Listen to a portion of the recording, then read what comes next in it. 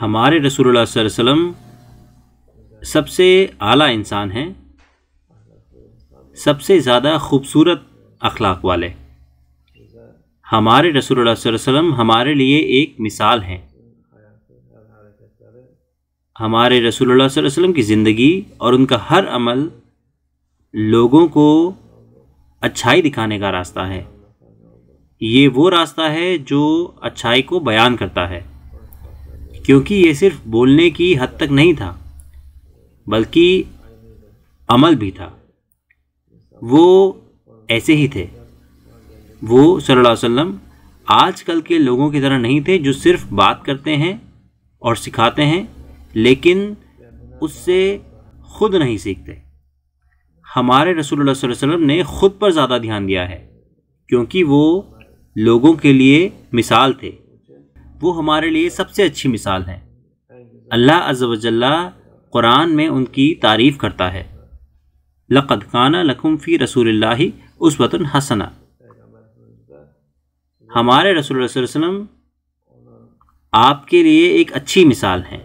ان کی اطاعت کریں، تقلید کریں اور ویسا کریں جیسا وہ کرتے ہیں۔ وہ کہتا ہے ان کے سارے کلام سونا اور ہیرے ہیں۔ ہمارے رسول اللہ صلی اللہ علیہ وسلم ایک زیور ہیں۔ ان کی ایک حدیث ہے جو ہم نے دوسرے دن بتائی تھی، اذا غضب احدکم فلیسکت۔ جب کوئی انسان غصہ ہوتا ہے، جب آپ میں سے کوئی غصہ ہو تو چپ رہیں۔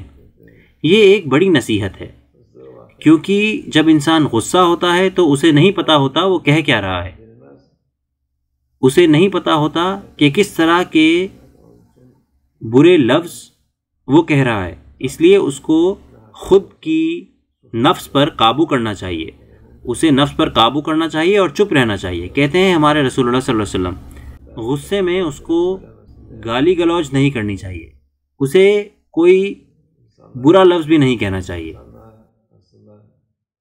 یہ اصل میں ایک ضروری چیز ہے لوگوں کے لیے، کیونکہ جب کوئی غصہ ہوتا ہے تو دوسرے بھی غصہ ہوتے ہیں، پھر وہ ایک لڑائی میں تبدیل ہو جاتی ہے اور اس کا آخر برا ہوتا ہے۔ یہ طریقت کے لوگوں کے لیے بھی بہت ہی ضروری چیز ہے، خود کی نفس پر قابو رکھنا، اس کی تربیت کرنا۔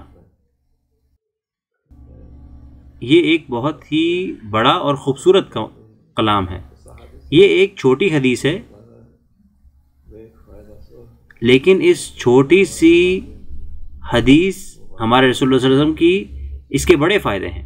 اللہ ہمیں